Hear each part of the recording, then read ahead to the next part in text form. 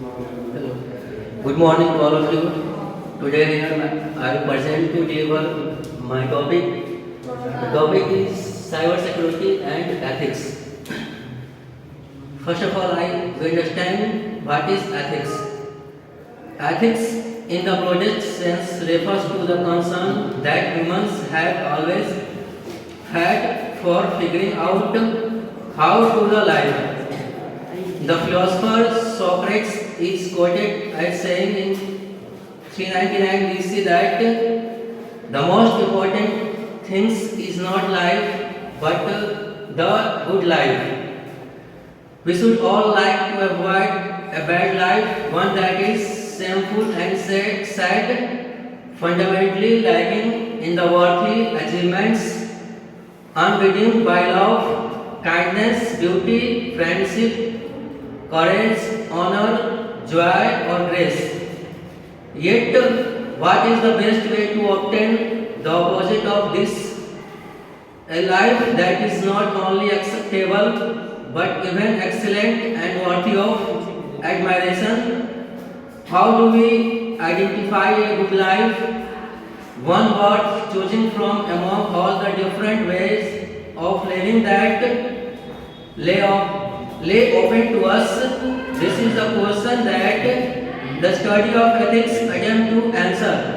Today, the study of ethics can be found in many different places as an academic field of study belongs to primarily to the discipline of philosophy, where it is studied either on a theoretical focus, how should we act in this or that situation based upon our best theories of ethics. In community life, ethics is pursued through diverse cultural, political and religious ideals and practices, through which particular social groups give their members guidance about how best to live. On a personal level, it can be found in an individual's self-reflection and continual striving to become a better person.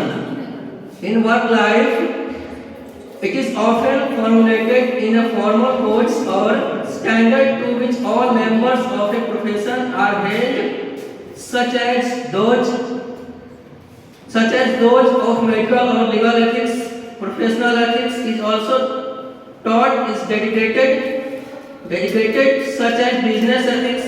Ethics can be infused into courses such as this ones. हम लोग अभी ethics के बारे में समझ रहे हैं कि एथिक्स क्या होता है, व्हाट इज एथिक्स। आज के वर्ल्ड में, आज के डिजिटल लाइफ में हम लोग हर कोई ना कोई इंटरनेट से जुड़ा हुआ है, सब लोग इंटरनेट का यूज करते हैं। हमारे लाइफ में इंटरनेट का यूज बहुत हद तक हम लोग इंटरनेट पर डिपेंड हो गए। बिना इंटरनेट का कोई वर्क हम आज नहीं कर पाते हैं। हमारा सारा लाइफ इंटरनेट पर जुड़ा हुआ है। तो जैसे कि इंटरनेट जो यूज करते हैं उसका कुछ रूल्स और रेगुलेशन होता है। ओके, इंटरनेट या कंप्यूटर का सही उपयोग किस प्रकार किया जाना चाहिए और एक इंटरनेट यूजर की क्या जिम्मेदारियां होती है, कौन से दिशा निर्देश हैं जिनका पालन इंटरनेट या कंप्यूटर यूजर को करना चाहिए, इसी के बारे में आज समझते हैं कि एथिक्स क्या होता है, व्हाट इज एथिक्स। जिस प्रकार सामान्य जीवन में हमें अपनी जिम्मेदारियों का एहसास कराया जाता है, लोगों से बिहेव करना सिखाया जाता है, उच्च मूल्यों और सिद्धांतों का पालन करना सिखाया जाता है, ठीक उसी प्रकार साइबर एथिक्स इंटरनेट पर आपके जिम्मेदारी भरे व्यवहार को दर्शाता है कि किस प्रकार से अपनी जिम्मेदारियों को ध्यान में रखते हुए इंटरनेट या कंप्यूटर का यूज करना चाहिए ताकि आपके एक्शन या व्यवहार से किसी को नुकसान या उसके पर्सनल लाइफ को ठेस ना पहुंचे। जैसे कि हम personal life, daily to daily life में कोई भी काम करते हैं तो उसके लिए हमें कुछ उचित मूल्यों को बताया जाता है कि हमें जैसे अपने हमसे जो बड़े हैं उनसे किस प्रकार से बिहेव करना चाहिए, अपने टीचर से किस प्रकार से बिहेव करना चाहिए, अपने से छोटे बच्चे हैं तो उनसे किस प्रकार से बिहेव करना चाहिए, ताकि क्या हो कि हमारी बातों से, हमारे बिहेव से किसी को कोई दिक्कत ना हो, किसी को कोई प्रॉब्लम ना हो। ठीक वैसे ही इंटरनेट यूज करते हैं तो इंटरनेट यूज करने के भी कुछ रूल्स और रेगुलेशन होते हैं, ताकि जब हम इंटरनेट यूज करें ताकि किसी प्रकार का कोई हमें प्रॉब्लम ना हो। इसके लिए कुछ रूल्स और रेगुलेशन बनाया गया है। तो साइबर एथिक्स इंटरनेट जिम्मेदारी के साथ इंटरनेट को उपयोग करना भी कर सकते हैं। इंटरनेट को जिम्मेदारी के साथ उपयोग करना, यूज करना भी साइबर एथिक्स के अंदर आता है, जिससे इंटरनेट का उपयोग करते समय समाज के प्रति आपकी जिम्मेदारी, आपके व्यवहार का पता लगाया जा सकता है। आज जब इंटरनेट का विस्तार हो गया है, हर व्यक्ति को इंटरनेट का एक्सेस प्राप्त है, चाहे छोटा हो, बड़ा हो, बच्चा हो, बूढ़ा हो, सब कोई आज इंटरनेट का यूज कर रहे हैं। तो ऐसी स्थिति में यह आवश्यक है कि बच्चों को इंटरनेट के सही और गलत इस्तेमाल के प्रति एजुकेट किया जाए, उन्हें एजुकेशन दिया जाए कि किस प्रकार से इंटरनेट का यूज करना है, किस प्रकार से इंटरनेट का यूज हमारे लिए प्रॉब्लम बन सकता है, बच्चों के लिए दिक्कत हो सकता है। कुछ ऐसा कंटेंट इंटरनेट पर अवेलेबल है जो बच्चों को उससे दूर रखना चाहिए, ताकि बच्चे पर इसका बैड इफेक्ट नहीं पड़े। तो इस प्रकार से इन्हें छोटी उम्र में ही साइबर एथिक्स की जानकारी दे दी जाए, ताकि आने वाले समय में साइबर एथिक्स को ध्यान में रखते हुए इंटरनेट का बेहतर इस्तेमाल कर सके। यदि इंटरनेट के उपयोग पर सरकार द्वारा दिए गए नियमों या विभिन्न संगठनों द्वारा दिशा निर्देशों का पालन किया जाए तो काफी हद तक इंटरनेट के गलत इस्तेमाल को रोका जा सकता है। लेकिन उससे अधिक महत्वपूर्ण है कि लोग अपनी रोजमर्रा की डेली लाइफ की जिंदगी में ही की तरह ही इंटरनेट पर भी जिम्मेदार व्यवहार करना सीखे। साइबर एथिक्स से रिलेटेड पॉइंट है। तो सबसे फर्स्ट ऑफ ऑल पॉइंट है रूड एंड ऑफेंसिव लैंग्वेज, यानी कि जब हम लोग इंटरनेट यूज कर रहे हैं, इंटरनेट पर अब शब्दों या गलत शब्दों का प्रयोग नहीं किया जाना चाहिए।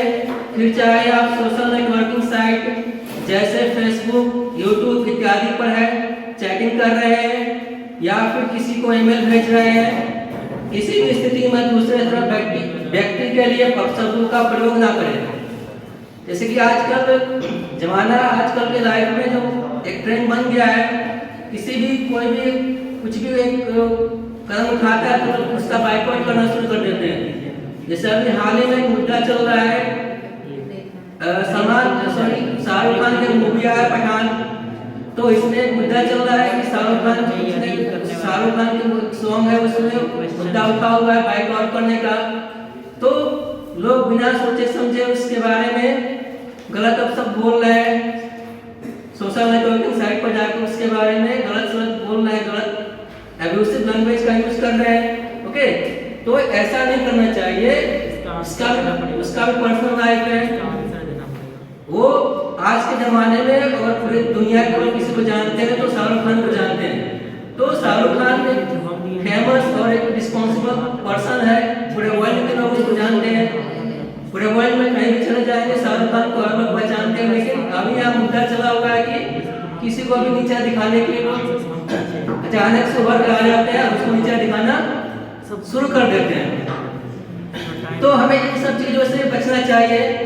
दूसरा है कि कुछ भी कोई फोटो अपलोड करता है फेसबुक पर, यूट्यूब पर, इंस्टाग्राम पर, तो लोग उसका मजाक करना शुरू कर देते हैं। उसके बारे में बिना सोचे समझे एब्यूसिव लैंग्वेज का यूज करना शुरू कर देते हैं, उसके बारे में गलत बोलना शुरू कर देते हैं। तो ये क्या होता है, ये साइबर सिक्योरिटी के विरुद्ध होता है, अगेंस्ट होता है।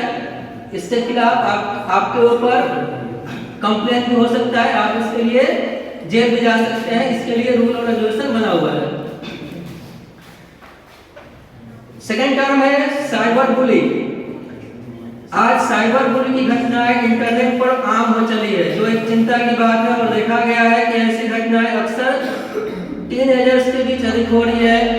इसमें दूसरे व्यक्ति को नीचा दिखाना, पब्लिक प्लेटफॉर्म पर उसका मजाक बनाना, उसका मेंटल हैरेसमेंट करना आदि शामिल है।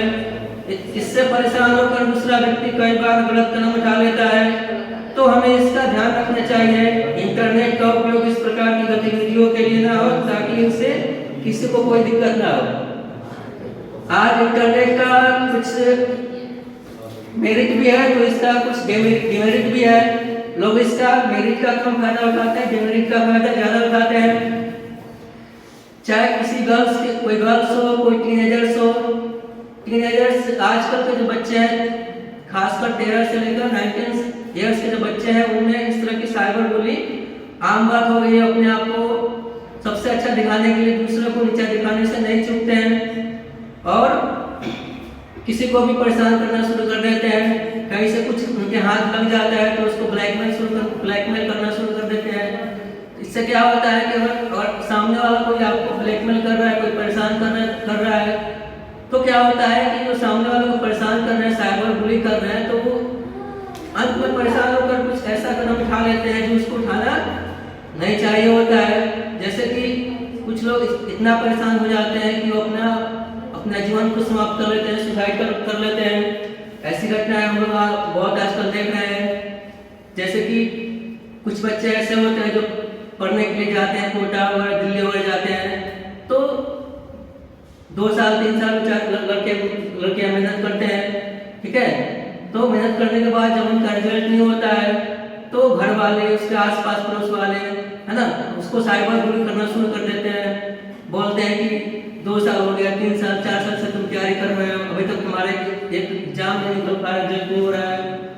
तो लोग उसको इतना परेशान करना शुरू कर देते हैं कि अंत में क्या होता है, वो लड़का या लड़की इस साइबर बुली से परेशान होकर गलत कदम उठा लेते हैं। हम लोग आजकल न्यूज में सुनते रहते हैं कि ना, कि कोटा में हमेशा वहां से न्यूज आते रहता है कि वहां से किसी बच्चे ने सुसाइड कर लिया, किसी लड़की ने सुसाइड कर लिया। ये आज के जमाने में नॉर्मल बात हो गया है। इसका सारा बहुत हद तक इसको माना जाए तो ये साइबर बुलिंग के कारण नहीं होता है, क्योंकि सब तो उसके पास होते नहीं है। और हर कोई आदमी सोशल नेटवर्किंग साइट से जुड़ा हुआ है, फेसबुक, यूट्यूब, इंस्टाग्राम यूज कर रहा है, व्हाट्सएप यूज कर रहा है। तो उस पर वो क्या करते हैं, साइबर बुली करते हैं, जिससे क्या होता है, वो परेशान हो जाता है, अंत में अपना जीवन वो समाप्त कर लेता है, सुसाइड कर लेता है। इसके अलावा बड़े बड़े लोग भी होते हैं जो इसका शिकार होते हैं।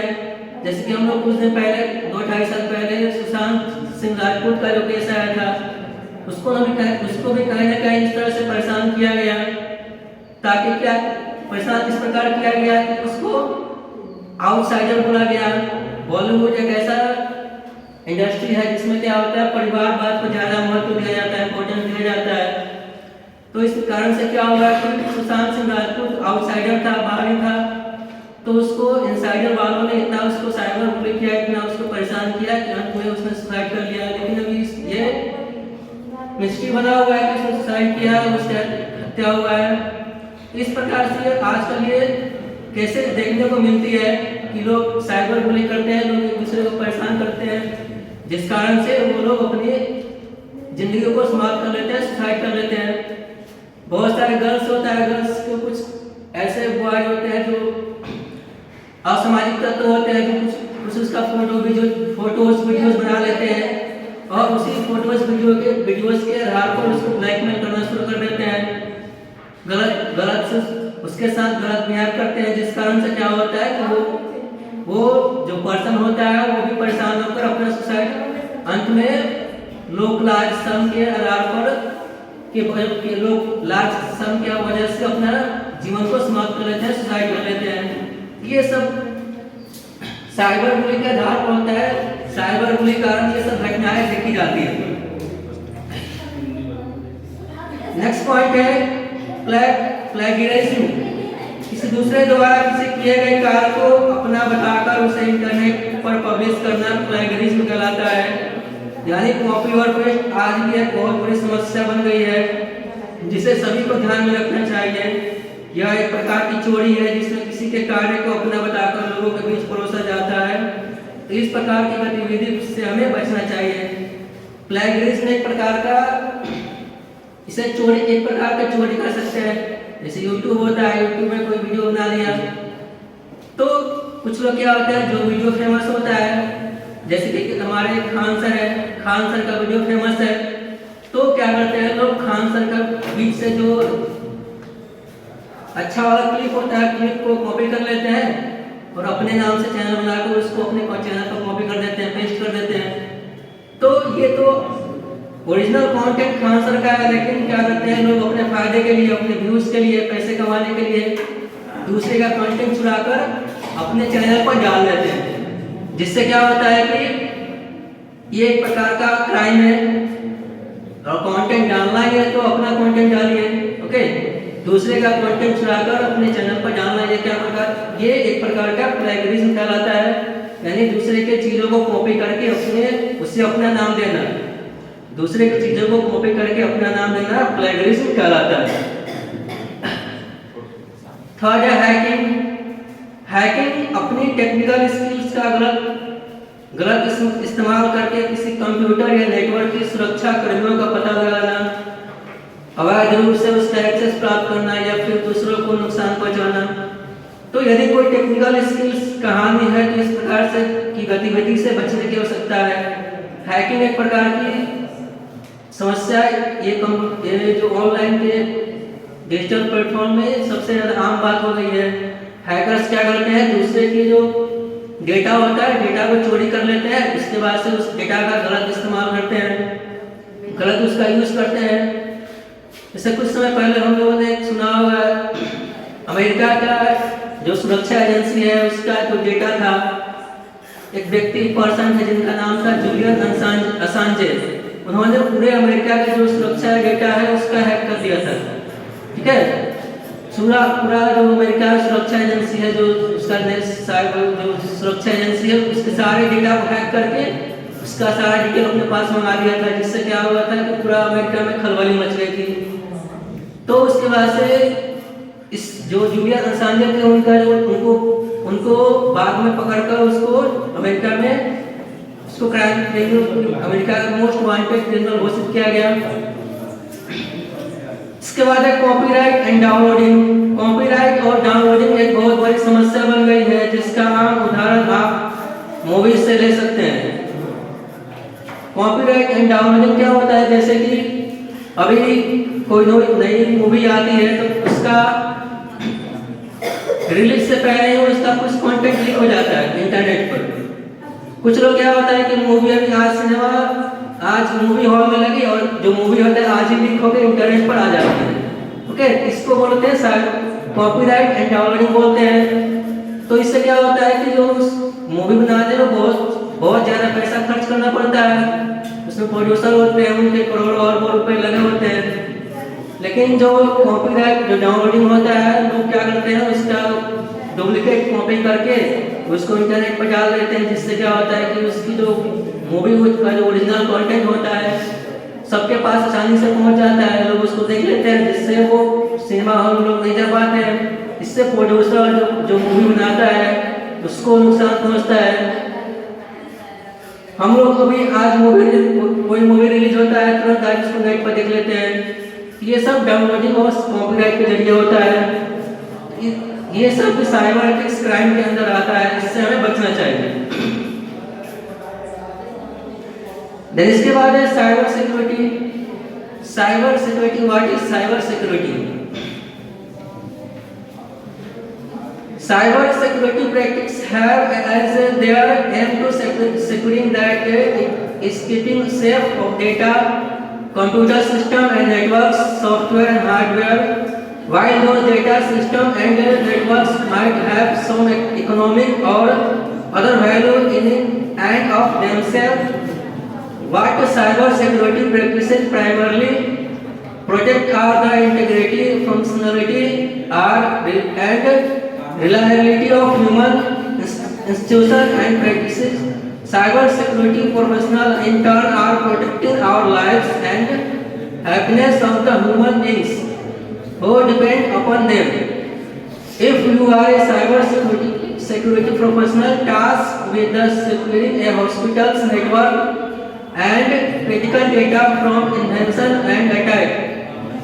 You are intimately involved in the protecting six patients even if you have no medical training. Patients' privacy, health, even their survival can hinge upon your success or failure.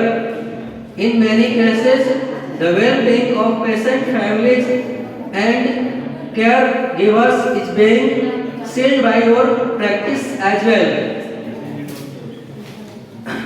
This is a particularly stark example what cyber security practices and professionals are also critical to the protection of credit users, students, power and water customers, voters, investors, inventors, drivers, train and airplane passengers, basically all of us.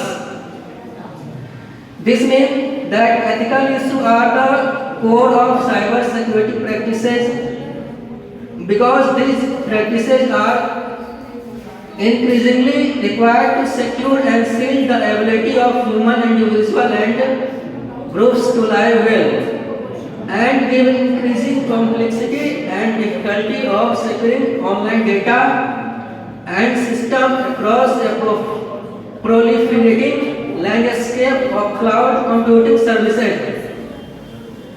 Wi-Fi enabled mobile devices and smart objects from a multiplicity of hostile actors exploiting lax or under resource security controls.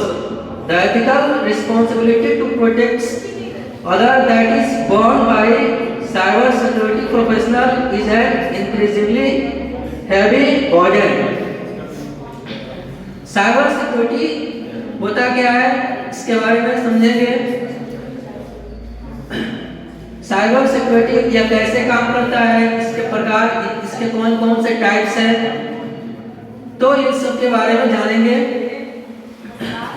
Cyber security एक तरह की सुरक्षा है जो internet से जुड़े system के लिए होती है। इसके द्वारा हार्डवेयर एंड सॉफ्टवेयर के डेटा को और भी सिक्योर बनाया जाता है जिससे किसी भी तरह की डेटा की चोरी ना हो और सभी डॉक्यूमेंट और फाइल्स सुरक्षित रहे। ये एक प्रकार का सिक्योरिटी है जिससे क्या ऑनलाइन सिक्योरिटी कहा जाता है। इसमें क्या होता है, ये आपके जो डेटा होता है, हम लोग आजकल कहीं भी इंटरनेट का यूज करते हैं तो उसमें अपना मोबाइल नंबर, अपना सारा एड्रेस, पता, नेम सब कुछ उसमें फिल करते हैं। फिल करने के बाद उसको डेटा कहीं भी छोड़ देते हैं। बहुत जगह ऐसा होता है कि ईमेल आईडी लॉगिन करते हैं, लॉगिन करने के बाद उसको लॉग आउट नहीं करते हैं। ठीक है, तो ये हमारा एक प्रकार का डिमेरिट है कि हम उसको लॉग आउट नहीं करते हैं। अगर ईमेल आईडी ओपन कर रहे हैं, अगर उसको हम लॉग आउट नहीं करेंगे, दूसरा कोई आपके ईमेल से दूसरा जैसे टेररिस्ट है कुछ आपके ईमेल आईडी से कुछ दूसरे को सेंड कर देगा तो सबसे पहले आप पकड़ में आएंगे। ठीक है, क्योंकि उसका जो कोड होता है वो सबसे पहले आपके नाम से सेव हुआ है, आपने अपना उसमें सारा डिटेल सेव किया है। ठीक है, तो अगर आपके ईमेल आईडी से कुछ भी कोई सेंड करता है तो सबसे पहले आप पकड़ में आएंगे, आपको सबसे पहले पकड़ा जाएगा। तो इस तरह से ध्यान रखना चाहिए कि कहीं लोग कुछ भी लॉगिन कर रहे हैं, चाहे वो किसी भी साइट पर लॉगिन कर रहे हैं। ठीक है, तो ये इससे लॉगिन करने के बाद हमें उसको लॉग आउट करना चाहिए। ठीक है, उसके बाद से वहां से बाहर होना चाहिए। साइबर सिक्योरिटी दो शब्दों से मिलकर बना हुआ है, साइबर प्लस सिक्योरिटी। मतलब जो कुछ भी internet, information technology, computer network, application या डेटा से संबंधित है उसे साइबर कहते हैं। जबकि सिक्योरिटी का मतलब सुरक्षा होता है जिसमें हम system security, network security, application और इंफॉर्मेशन सिक्योरिटी शामिल है। इसके बाद देखिए साइबर सिक्योरिटी काम कैसे करता है। साइबर सिक्योरिटी के अंतर्गत एथिकल हैकर्स की एक बड़ी टीम होती है। साइबर सिक्योरिटी के लिए एक टीम होता है जिसको बोलते हैं हाइपर, जिसको एथिकल हैकर्स कहा जाता है। वो सारे टीम की तरह वर्क करते हैं जो आपका डेटा चोरी होने, डेटा डिलीट होने या किसी भी डिवाइस में नुकसान होने से बचाते हैं। साइबर सिक्योरिटी में काम करने वाले ग्रुप करने वाले बुरे लोगों को गलत काम करने से रोकते हैं। जो पर्सन गलत इस्तेमाल करते हैं इंटरनेट का, उसके लिए उसको रोकने के लिए साइबर सिक्योरिटी वर्क करते हैं, काम करते हैं। इसके अंतर्गत कंप्यूटर, नेटवर्क सिस्टम, किसी प्रोग्राम और डेटा को सुरक्षित रखा जाता है। साइबर सिक्योरिटी के अंदर जो डेटा होता है, जो प्रोग्राम होता है, जो पर्सनल डेटा होता है, उसको सुरक्षित रखा जाता है, सेफ रखा जाता है। देन इसके बाद है साइबर सिक्योरिटी क्यों जरूरी है। Need for cyber security in the personal life, professional life.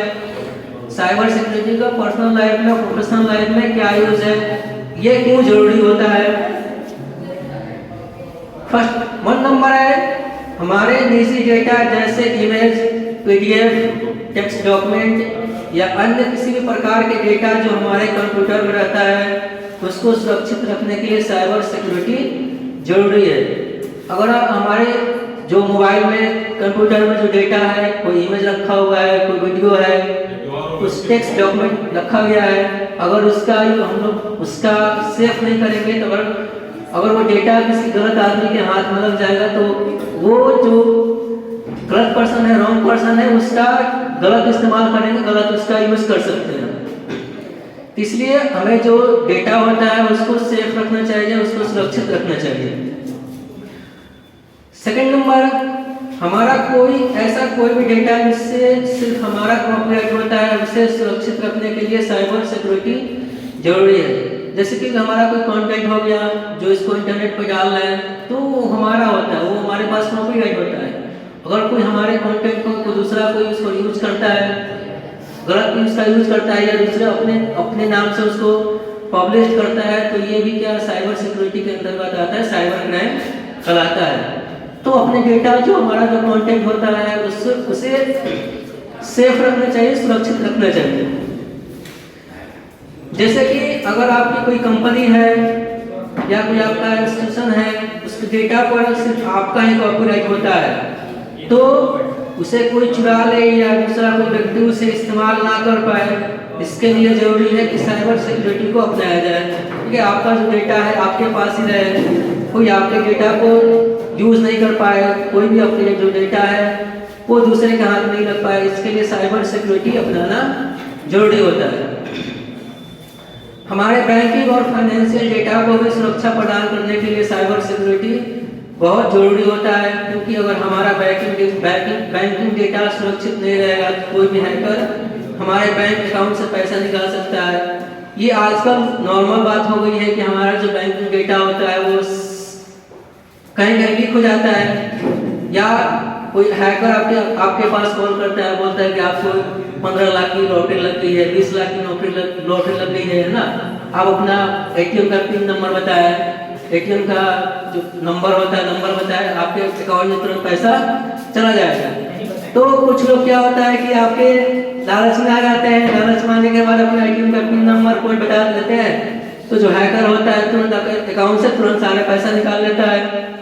तो ये भी एक साइबर सिक्योरिटी का हिस्सा होता है कि जो अपना एटीएम पिन नंबर होता है किसी दूसरे के साथ शेयर ना करें। और वो आपका पर्सनल डेटा होता है, पर्सनल नंबर होता है जो बैंक में नहीं मांगता है। बैंक वाले भी कॉल करेंगे तो आपके ये नंबर, एटीएम का पिन नंबर, कोड नहीं मांगते हैं, ठीक है।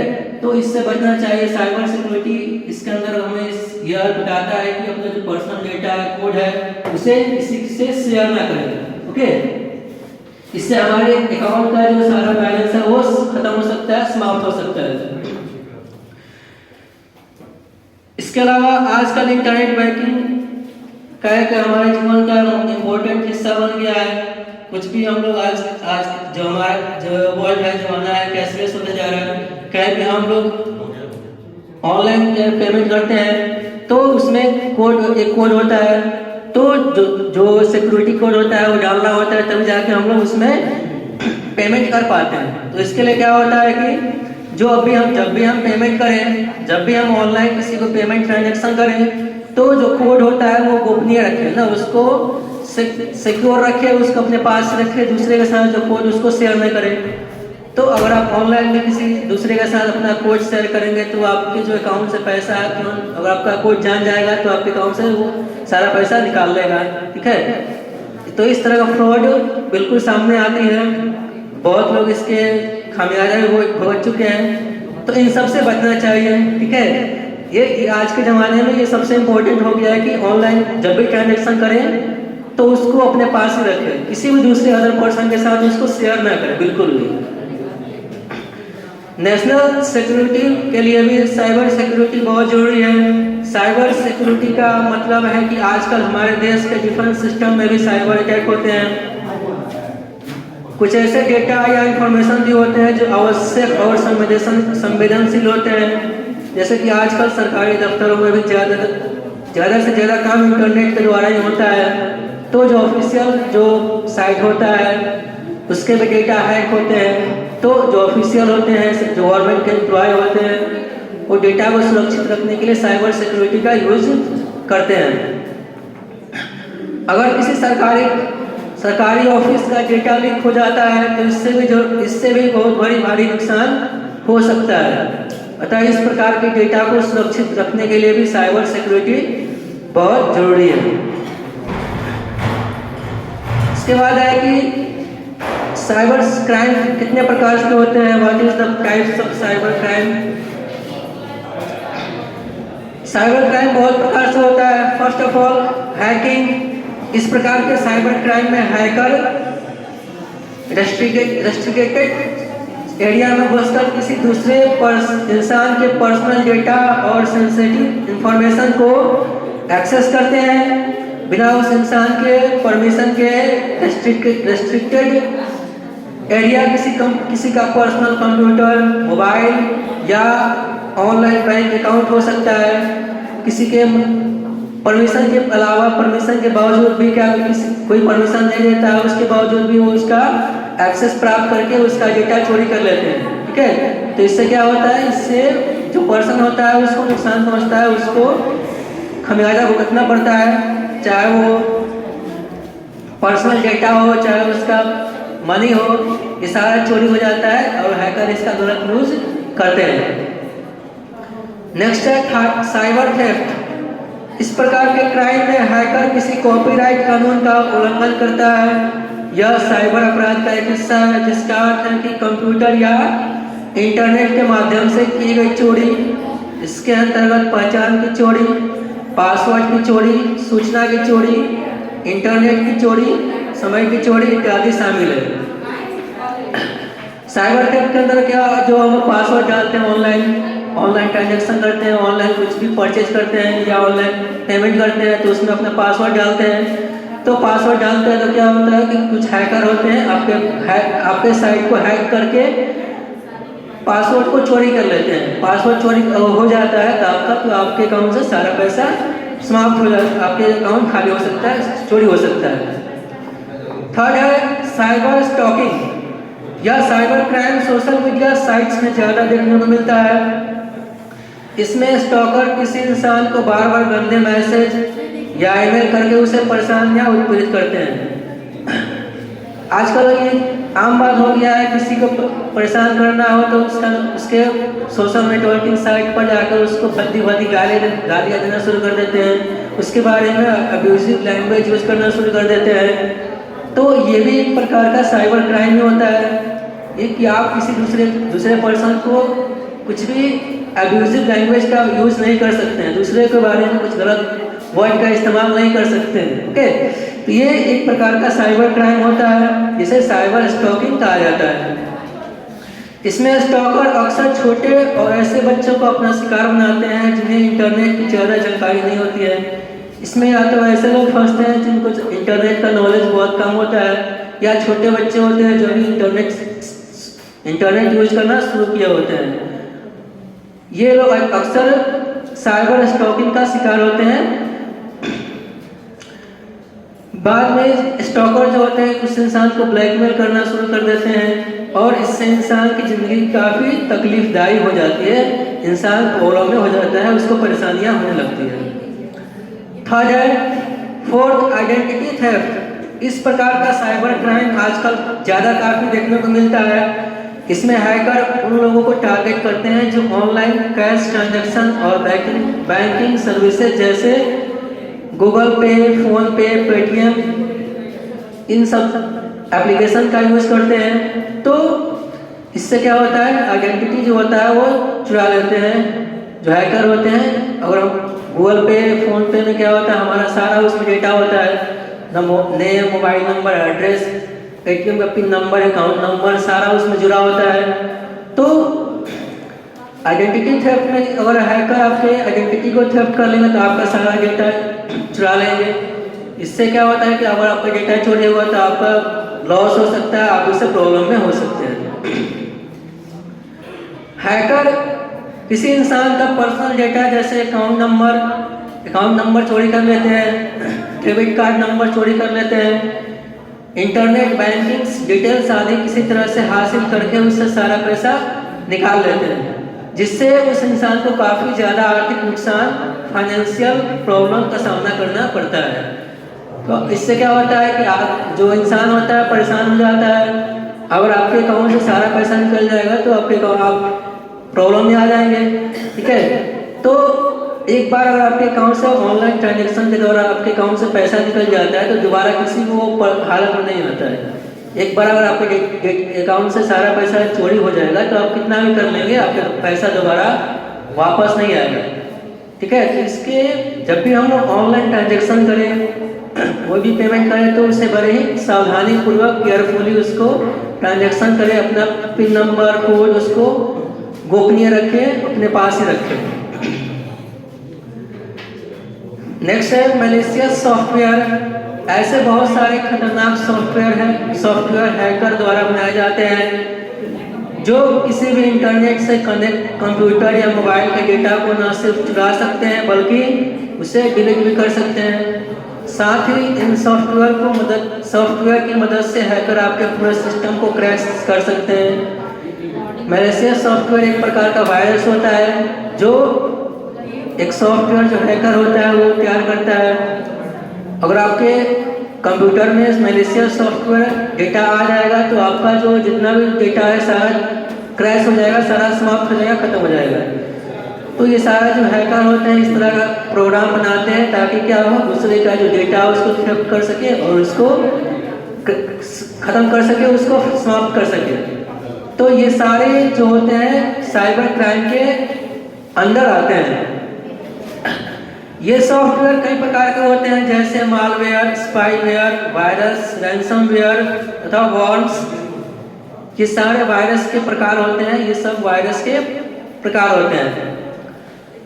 हैकर्स इस प्रकार के सॉफ्टवेयर को ज़्यादातर किसी लिंक, पॉपअप मैसेज या ईमेल के माध्यम से दूसरे कंप्यूटर में भेजते हैं और लुभावने तरीके से लिंक को टच करने को बोलते हैं। जैसे कि आजकल ये व्हाट्सएप पर मैसेज देखने को मिलता है कि मुकेश अंबानी दुनिया के सबसे अमीर व्यक्ति होने की खुशी में 6 महीने का जियो का मुफ्त रिचार्ज दे रहे हैं। इस लिंक पर क्लिक कीजिए और अपना रिचार्ज कीजिए।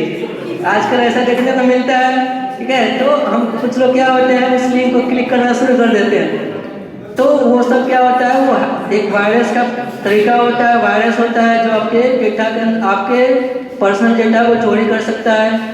लोग क्या करते हैं, उस लिंक को क्लिक करना शुरू कर देते हैं, बिना सोचे समझे लालच में आ जाते हैं और उसको रिचार्ज करने के लिए 6 महीने का रिचार्ज करने के लिए उस लिंक पर क्लिक करते हैं।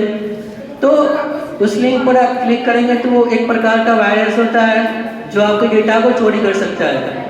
ये सब जो होता है कि हैकर्स का प्रोग्राम होता है जो लुभावने, जो लालच देकर दूसरे को अपने तरफ अट्रैक्ट करते हैं, दूसरे को अपने तरफ आकर्षित करते हैं, जिससे लोग आसानी से उस डेटा को दूसरे के सामने अपना डेटा लीक कर देते हैं, जिससे वो खुद बाद में वो खुद परेशान होते हैं। अगर वह इंसान लिंक पर टच कर देता है तो कंप्यूटर का पूरा कंट्रोल हैकर के हाथों में चला जाता है। तो अगर आप उस लिंक को क्लिक करते हैं, टच करते हैं, तो आपका सारा डेटा दूसरे के हाथों में चला जाएगा ना। उसके बाद से वो उसकी जो मर्जी ना, वो आपके हिसाब से, अपने हिसाब से आपका सारा डेटा चोरी कर लेगा। आपका personal detail, bank detail, office detail, जहाँ वर्क करते हैं, सारा डिटेल उसके पास चला जाएगा। उसके बाद से वो आपको डेटा को हैक करके आपको नुकसान पहुंचाता है, जिससे आपको उसका आपका जो मनी है, आपका जो डिटेल है, पर्सनल इमेज, टेक्स्ट, वीडियो जो आपको रखे हुए हैं सारा दूसरे के हाथों में चला जाएगा। उसके बाद जो हैकर्स उसको आसानी से उसका मिसयूज करेंगे, आपको ब्लैकमेल करेंगे, पैसे का मांग करेंगे। तो इससे बचना चाहिए। जो अनवांटेड लिंक होता है उस लिंक को क्लिक नहीं करना चाहिए। कुछ ऐसे साइट्स होते हैं जो हम गूगल ऑफिशियल साइट होता है, गूगल क्रोम या गूगल का जो एप्लीकेशन है उसी का यूज करना चाहिए। हम कभी कभी क्या होता है, कुछ ऐसे एप्लीकेशन होते हैं या कुछ ऐसे साइट्स होते हैं जो हम गूगल पर सर्च करते हैं तो वो वार्निंग देता है मुझे कि अगर आप साइट को यूज करेंगे तो ये आपका डेटा हैक हो जाएगा। लेकिन हम क्या करते हैं, उसको एक्सेस कर देते हैं, यस कर देते हैं, ठीक है। गूगल हमें रोकता है कि आप उस साइट को ओपन मत कीजिए, उस एप्लीकेशन को ओपन मत कीजिए। तो लेकिन लोग अपने नीड के लिए, ज़रूरत के लिए उसको लिंक को क्लिक कर देते हैं। बाद में उनको उससे प्रॉब्लम होता है, बाद में आपका डेटा उससे चोरी हो जाता है। तो जब भी हम कोई भी सर्च इंजन जो ऑथोराइज है, जो ऑथोराइज सर्च इंजन है उसी का यूज़ करें। गूगल का जो ब्राउज़र है या प्ले स्टोर, जो गूगल का प्ले स्टोर है, कोई भी एप्लीकेशन डाउनलोड करना हो तो गूगल प्ले स्टोर से डाउनलोड करें। बहुत सारा अदर वर्जन होता है जहाँ से एप्लीकेशन हम लोग डाउनलोड करते हैं, लेकिन क्या होता है वो रिस्की होता है, वो हमारे डेटा को लॉस कर सकता है, डेटा को चोरी कर सकता है। तो इससे हमें बचना चाहिए। जो भी एक्सेस ऑथोराइज्ड डेटा जो एप्लीकेशन होता है उसी से हम कोई भी एप्लीकेशन को डाउनलोड करें या कोई भी ब्राउज़र को ओपन करें। नेक्स्ट है फिशिंग। इस प्रकार के साइबर थ्रेट में हैकर किसी भी विश्वसनीय संस्था या बैंक के रूप में किसी इंसान को मैसेज या ईमेल भेजता है जो देखने पर बिल्कुल मान्य लगता है। इसके पीछे हैकर का मकसद उस इंसान की संवेदनशील जानकारी जैसे bank account number, debit card, Aadhaar card आदि जानकारी लेकर उसे आर्थिक नुकसान पहुंचाना शुरू कर देते हैं। फिशिंग एक प्रकार का साइबर क्राइम होता है, जिससे क्या होता है, कोई भी आपके नंबर पर कोई मैसेज डालता है जो बिल्कुल कोई, जैसे कि सब लोग बैंकिंग से जुड़े हुए हैं, तो हैकर्स क्या करते हैं, बैंकिंग का जो मैसेज होता है सेम टू सेम ऐसे ही मैसेज जो यूजर होते हैं उन पर भेजते हैं और बोलते हैं कि आपका एटीएम जो है बंद होने वाला है, आप अपना एटीएम पिन नंबर और पासवर्ड और जो कोड है उसको दीजिए, बताइए। तो ये सब अगर इस तरह का मैसेज आता है तो हम समझ जाएंगे कि वो एक प्रकार का वायरस है जो हमारे डेटा को चुरा सकता है, थेफ्ट कर सकता है। तो इससे हमें बचना चाहिए। जो ऑफिशियल जो साइट होता है, जो ऑफिशियल जो ऑफिस है, वहाँ जाकर संपर्क कर सकते हैं कि बैंक में जाकर बोल सकते हैं कि हमारे नंबर पे इस तरह का मैसेज आया है, आप इसके बारे में बताएं। तो बैंक जो ऑफिशियल होंगे वहाँ पे जो बैंक के जो एम्प्लॉय होंगे वो आपको बताएंगे कि यहाँ से मैसेज गया है कि नहीं गया है, ठीक है। तो आप उससे बच सकते हैं। तो बिना सोचे समझे, बिना कुछ भी जाने पहचाने किसी भी लिंक पर किसी भी मैसेज को आप एक्सेस नहीं करें, उसे परमिशन नहीं दें। इससे आपको बहुत परेशानी हो सकती है। नेक्स्ट है चाइल्ड पोर्नोग्राफी एंड अब्यूज। इस प्रकार के साइबर क्राइम में हैकर ज्यादातर चैट रूम्स का इस्तेमाल करते हैं और खुद के पहचान को छिपाकर शिष्टाचार के साथ बात करते हैं। छोटे बच्चों या जो बच्चे एडल्ट नहीं हुए हैं, जिनकी उम्र 18 साल से ज़्यादा नहीं हुई है, धीरे धीरे हैकर बच्चों को चाइल्ड पोर्नोग्राफी के लिए बाधित करते हैं। इसके अलावा बच्चे डर की वजह से अपने माता पिता को भी कुछ नहीं बता पाते हैं। छोटे शहर या बड़े शहर में चाइल्ड पोर्नोग्राफी बढ़ते जा रही है। छोटे बच्चे को पोर्नोग्राफी में डाला जाता है, ठीक है। उनको शुरू में लालच दिया जाता है कि आप ये सब काम करेंगे तो आपको मतलब कि फेमस होंगे, आपको पैसा मिलेगा। छोटे बच्चे उनको समझ नहीं होता है बात, वो उनके जाल में फंस जाते हैं और जाल में फंसने के बाद जो हैकर्स होते हैं उनसे गलत काम करवाते हैं, उनसे पोर्नोग्राफी जैसे काम करवाते हैं, जिससे क्या होता है उनका लाइफ खराब हो जाता है, बर्बाद हो जाता है। तो जो बच्चे होते हैं उन पर भी खास ध्यान रखना चाहिए। आज के जो डिजिटल ज़माने में जो छोटे बच्चे होते हैं उन पर विशेष करके ध्यान देना चाहिए, ताकि वो छोटे बच्चे भी आजकल देखते हैं कि मोबाइल का यूज़ कर रहे हैं और छोटे बच्चे उनका जो मेंटल डेवलपमेंट बहुत ही कम होता है, वो मेंटल डेवलपमेंट अपना डेवलपमेंट नहीं किए होते हैं। और इस कारण से क्या होता है कि वो जो बच्चे इंटरनेट का यूज़ करते हैं तो गलत चीज़ों की तरफ ज़्यादा अट्रैक्ट होते हैं। जो गलत चीज़ देखते हैं, जैसे जो बच्चे टीन एज में होते हैं वो ज़्यादा जो इंटरनेट पर गलत चीज़ें होती हैं उसके बारे में ज़्यादा अट्रैक्ट होते हैं, ज़्यादा उसकी तरफ आकर्षित होते हैं, और आकर्षित होने के बाद उनको भी वो चीज़ें करने का मन करता है या दूसरी चीज़ों को देखते हैं, तो उनके अंदर भी क्या होता है, उनके अंदर भी वो इच्छा होती है कि ये कैसे हो रहा है, ये किस तरह से होता है, वो उसे खुद करके देखना चाहते हैं या खुद उसको प्रैक्टिस प्रैक्टिस शुरू करते हैं। इससे क्या होता है कि ये जो हैकर्स होते हैं, एक बड़े शहरों में चैटिंग रूम का सिस्टम चला हुआ है ना, चैटिंग रूम एक कमरे में होता है जो जिसमें हैकर्स एक तरफ हैकर्स होता है, एक तरफ छोटे बच्चे या टीनेजर्स बच्चे होते हैं, जो उससे क्या होते हैं मीठी मीठी बातें गलत बातें बोलते हैं, जिससे वो आसानी से बच्चे फंस जाते हैं और हैकर्स उनका गलत यूज करते हैं और बाद में उनका पोर्नोग्राफी जैसे भी इस भयंकर जो पेशा है उसमें उसको जोड़ देते हैं। नेक्स्ट है man in the middle attack. इस प्रकार के साइबर क्राइम में जो अटैक करने वाला हैकर होता है वह दो लोगों की संचार की जासूसी करते रहता है और कुछ समय बाद उन लोगों में से एक बनकर सामने वाले से जरूरी इंफॉर्मेशन, संवेदनशील डेटा जैसे बैंक, डेबिट कार्ड डिटेल्स आदि सामने वाले इंसान को पता भी नहीं चलता और हैकर के पास सारी जानकारी हो जाती है। तो इसमें क्या होता है कि जो हैकर्स होते हैं वो आपस दो लोग, जो कोई भी दो लोग जैसे बैंक ऑफिशियल है या और कंज्यूमर है, वो आपस में बातचीत करते हैं तो उनको सारा उस पर नज़र रखते हैं, सारा उस पर नज़र बनाए रखते हैं और कुछ समय बाद क्या होता है, कुछ समय बाद उनमें से जैसे आकर बोलेगा कि मैं बैंक एम्प्लॉय हूँ, आप जो आपसे बातचीत हो रहा था मैं उसमें जो आप जिस बैंक के कस्टमर है उस बैंक में एम्प्लॉय हूँ, आप अपना बैंकिंग डिटेल बताइए, अपना debit card number, credit card number, ATM number, ये सारा मुझे बताइए। तो सामने वाला भी इस पर बिलीव कर लेता है, विश्वास कर लेता है और उसको अपना सारा डिटेल उसको शेयर कर देता है, जिससे क्या होता है कि उसका जो सारा डेटा होता है वो लॉस हो जाता है और उसका जो सारा मनी होता है वो भी समाप्त हो जाता है। जो हैकर होते हैं उनके सारे पैसे को निकाल देते हैं। नेक्स्ट है डिनायल ऑफ सर्विसेज, जिसे डॉस बोलते हैं। डॉस अटैक का मुख्य उद्देश्य किसी नेटवर्क या वेबसाइट की ट्रैफिक को कम करना है। इस अटैक में हैकर किसी नेटवर्क या वेबसाइट पर अचानक से बहुत ज़्यादा ट्रैफिक लाकर नेटवर्क सिस्टम को कमजोर कर देते हैं। डॉस अटैक का मेन वर्क होता है वेबसाइट, जो कोई वेबसाइट ऐसा जो फेमस वेबसाइट होता है, एक अचानक से अगर उस पर ज़्यादा यूज़र एक साथ उसको यूज़ करेंगे, किसी साइट को खोलेंगे तो वो कभी कभी देखते हैं कि हमारा नेट सही चल रहा है लेकिन किसी पर्टिकुलर साइट को ओपन कर रहे हैं तो वो साइट खुल नहीं रहा है। तो वो क्यों नहीं खुलता है, क्योंकि उसका जो साइट होता है वो उसका ट्रैफिक बहुत ज़्यादा उसमें लोड आ जाता है, जिस कारण से जो साइट होता है पर्टिकुलर साइट वो खुल नहीं पाता है। तो जो हैकर होते हैं उस साइट को हैक कर लेते हैं, कभी कभी हैक करके उस जो नेटवर्क सिस्टम है उसको कमज़ोर कर देते हैं।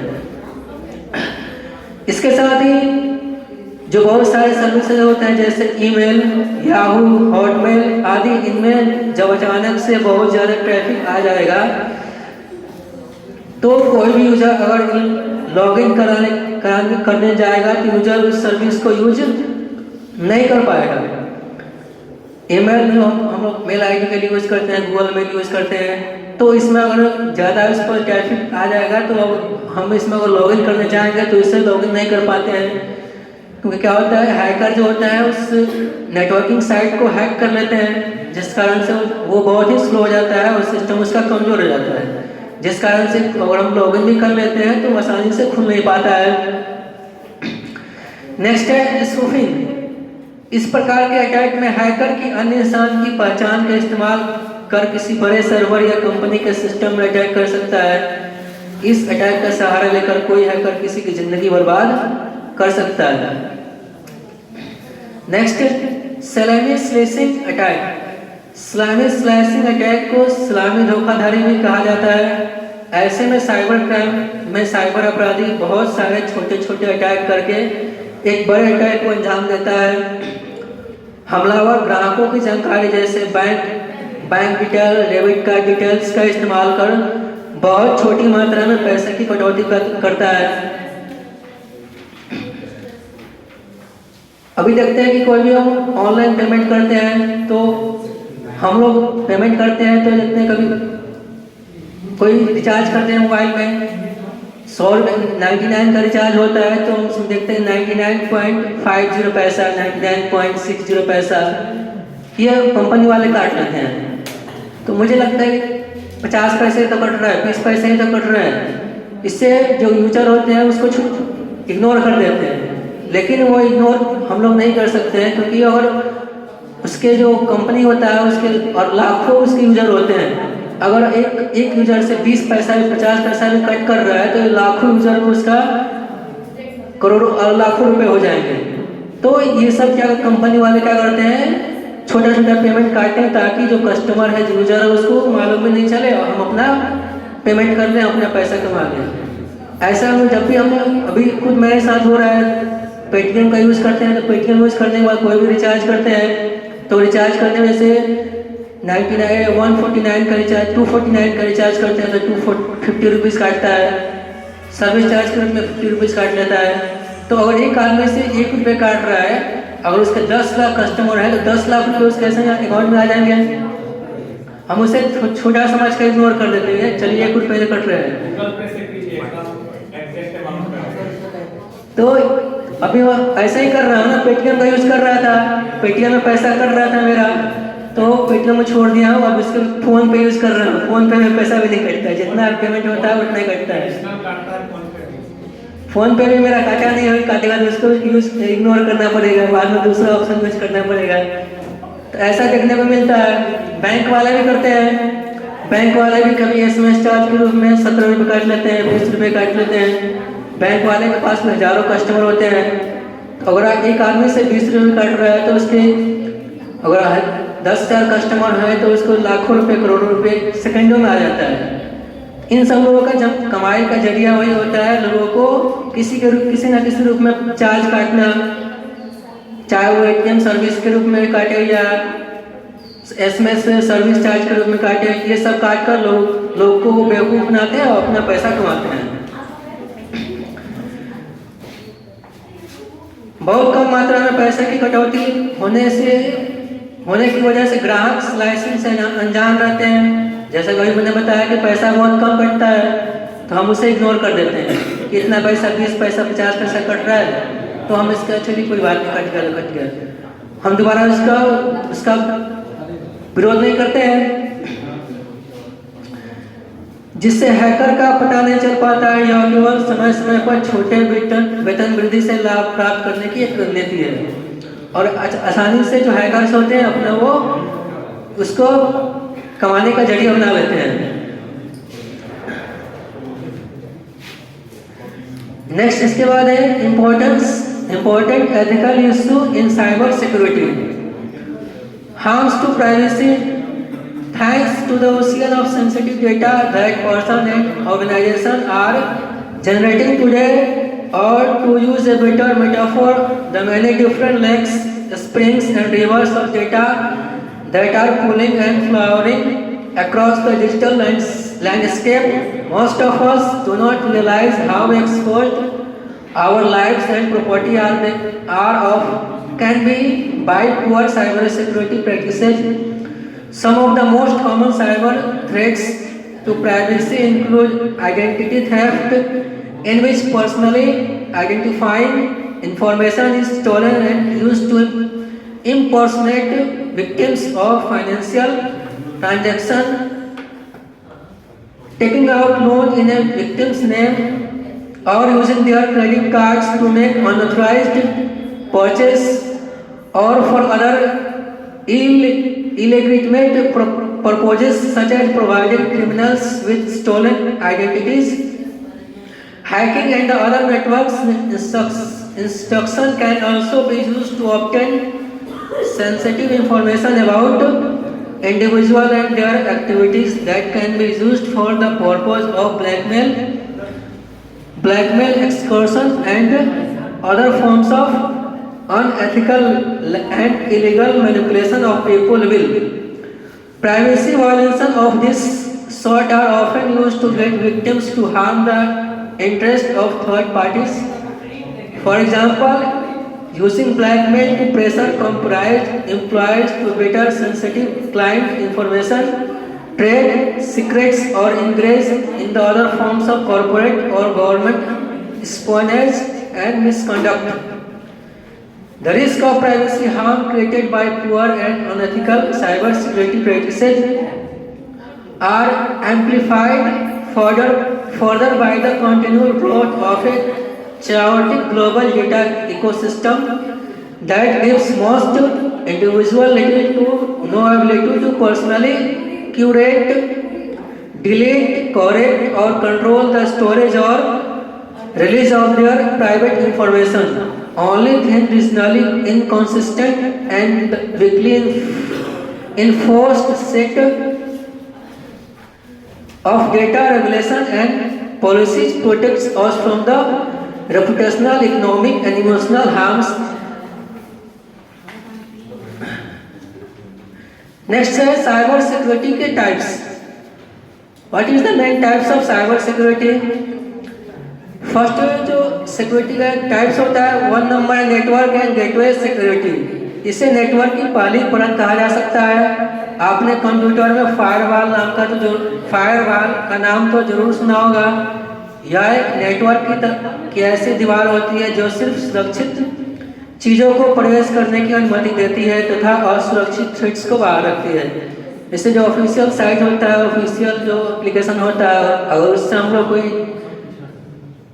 डेटा को सर्च करेंगे या कोई एप्लीकेशन को डाउनलोड करेंगे तो ये नेटवर्क जो गेटवे सिक्योरिटी होता है वो एक दीवार की तरह काम करता है, जो हमें बताता है कि आप इस एप्लीकेशन को यूज़ करेंगे तो आपको थ्रेट पहुंच सकता है, आपको ये नुकसान पहुंच सकता है। या कोई साइट को यूज़ करेंगे तो गूगल आपको वार्निंग मैसेज देता है कि आप इस साइट को ओपन मत कीजिए, आपको ये नुकसान पहुँच सकता है। सेकेंड नंबर है डेटा लॉस प्रिवेंटेशन। इस प्रक्रिया में यूजर के सभी डेटा को पूरी तरह एनकोड किया जाता है, जिसमें SSL सिक्योर सॉकेट्स लेयर का प्रयोग किया जाता है। इस सुरक्षा के अंदर सूचना डेटा को अनऑथराइज्ड एक्सेस से दूर रखने के लिए एनक्रिप्ट कर दिया जाता है। थर्ड है एप्लीकेशन सिक्योरिटी। इसके द्वारा नेटवर्क में उपयोग की जा रही एप्लीकेशन को एक सुरक्षा प्रक्रिया से गुजारा जाता है, जिससे उस एप्लीकेशन की कमियों को दूर किया जा सके। साथ ही अगर एप्लीकेशन असुरक्षित है तो उसे नेटवर्क से बाहर किया जाता है। एप्लीकेशन सिक्योरिटी में जो हम लोग मोबाइल में जो ऐप यूज़ करते हैं उसको गलत हाथों में लगने से बचाया जाता है, उसको इस तरह से डेवलप किया जाता है ताकि जो हैकर्स के हाथों में वो जो ऐप है वो नहीं लग पाए। उसको पूरी तरह से सुरक्षित बनाया जाता है, पूरी तरह से उसको सेफ बनाया जाता है ताकि किसी जो यूजर है उसको यूज करने में किसी प्रकार की कोई प्रॉब्लम ना हो। नेक्स्ट है ईमेल सिक्योरिटी। जो गूगल यूज करते हैं, जीमेल यूज करते हैं, अगर आप जीमेल का यूज करते हैं तो आपने देखा होगा कि कुछ ईमेल्स स्पैम फोल्डर में चले जाती है। उसमें जो हमारा जो मैसेज होता है वो शो भी नहीं करता है, वो एक प्रकार का स्पैम होता है, वायरस होता है। ऐसा इसलिए होता है क्योंकि नेटवर्क में ईमेल सिक्योरिटी के लिए स्पैम फिल्टर्स लगाए जाते हैं, जिससे हानिकारक ईमेल को यूजर की पहुंच से दूर रखा जा सके, क्योंकि अधिकतर अपराध ईमेल के जरिए ही होता है। मोस्टली जो साइबर क्राइम होता है वो ईमेल के द्वारा ही होता है, ईमेल के माध्यम से ही होता है। तो जो कंपनियां होती है, जैसे बड़ी बड़ी कंपनियां है, गूगल है, यूट्यूब है, ये जो कंपनियां होती है अपने एप्लीकेशन को इस तरह से सेफली तरीके से बनाती है ताकि जो यूजर इसका यूज करे वो किसी भी प्रकार के डेटा लॉस से बच सके, डेटा लॉस उनको ना हो सके। नेक्स्ट है एंटीवायरस सिक्योरिटी। सभी लोग अपने कंप्यूटर में एंटीवायरस लगा कर रखते हैं। यह हमारे कंप्यूटर को डिफरेंट टाइप्स के वायरसेस से बचाता है। हम लोग इंटरनेट यूज करते हैं तो इंटरनेट जब यूज करते हैं तो उसमें बहुत सारे जो सर्च करते हैं तो उसमें अचानक से अनवांटेड जो उसमें वायरस हमारे कंप्यूटर या मोबाइल में आ जाते हैं। तो उस वायरस को समाप्त करने के लिए, हटाने के लिए जो सॉफ्टवेयर का यूज़ किया जाता है उसे एंटीवायरस सॉफ्टवेयर कहा जाता है, जो क्या करता है कंप्यूटर को और मोबाइल को हमारे वायरस से सेफ रखता है, उसको बचाता है। आखिर कंप्यूटर में ही हमारी सारी सेंसिटिव इंफॉर्मेशन होती है और प्राइवेट फाइल्स स्टोर रहती है, इसलिए इसे सुरक्षित रखना बहुत जरूरी होता है। Thank you and have a nice day.